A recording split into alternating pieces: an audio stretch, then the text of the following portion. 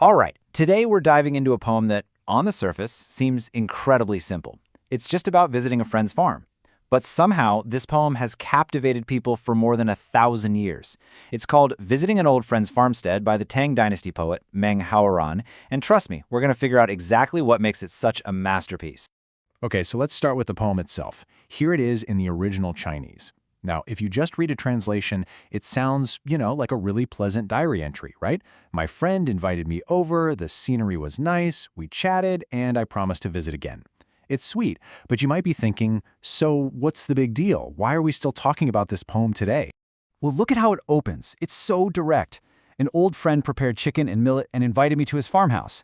I mean, there's no fancy, poetic intro, no flowery language at all. It literally sounds like something you'd say to a friend. And right off the bat, that sets this incredibly casual, warm, and just really personal tone. So that brings us back to the big question. If it's so plain, so straightforward, what is it that turns this simple diary entry into an absolute timeless masterpiece? That's exactly what we're going to get into right now.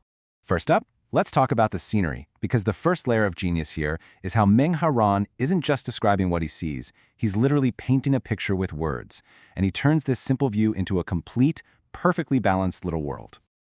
So he starts with what's right there in front of him, the close-up view. Green trees form a circle around the village's edge. You can just picture it, can't you? It gives you this feeling of a cozy, self-contained, peaceful community, all wrapped up and protected by these beautiful green trees.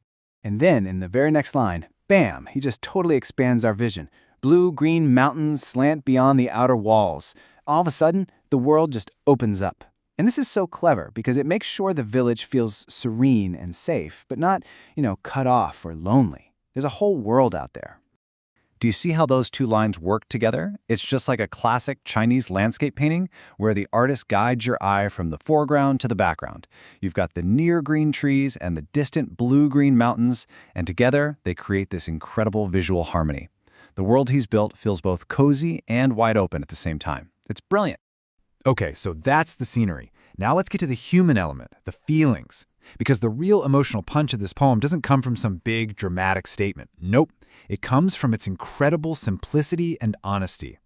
Think about the food for a second. His friend doesn't throw some huge, fancy feast. He serves chicken and millet. It's a simple, hearty farm meal. And that choice is so important. It tells you everything about their friendship. It's deep. It's comfortable. They don't need to impress each other with fancy stuff.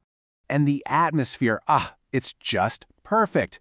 They open the window and that gorgeous scenery we were just talking about just floods into the room. They're sipping wine and talking about mulberry and hemp, that everyday stuff of farming. It's the most real, relaxed, and genuine chat two old friends could possibly have. No pretense at all. So how in the world does he do it? How does he create such a powerful feeling with such simple words? Well, this gets us to the absolute core of his genius.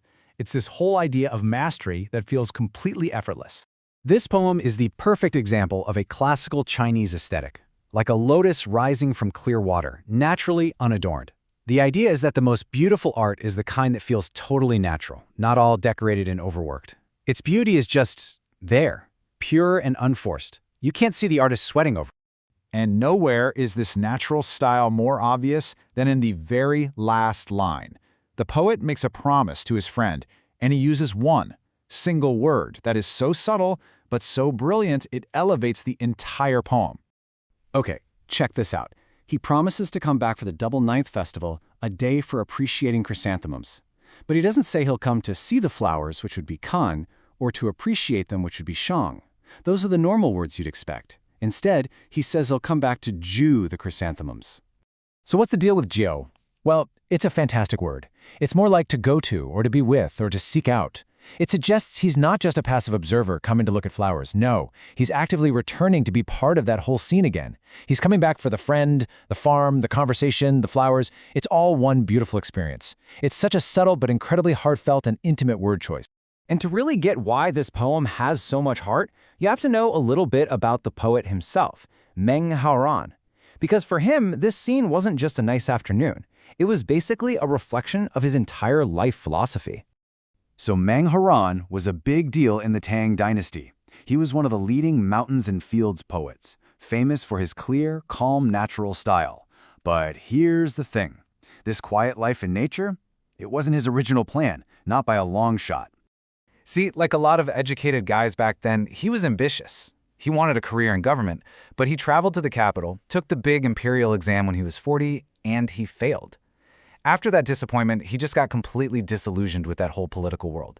So he made a choice. He withdrew from society and found his peace and purpose out in the countryside. And that context, that changes everything, doesn't it? This poem is so much more than just a description of a nice day. For Meng Haoran, this friend's farm was his sanctuary. It was his quiet, powerful statement about the life he had chosen, a life of genuine friendship and natural simplicity, over the rat race of worldly ambition. So let's just recap the layers here. You start with a simple event, an invitation. Then you get this perfectly painted, serene world. Inside that world, you feel this deep, sincere friendship. And the art of it all? It's how he fuses those three things together so seamlessly that the whole thing just feels natural, effortless. That's the magic. Which kind of leaves us with one final thought. Here we are reading this 1,000-year-old poem about peace, about real connection, simple pleasures, and just being in tune with nature. So what can a vision like that offer us today, in our own crazy, fast-paced world? It's something to think about, isn't it?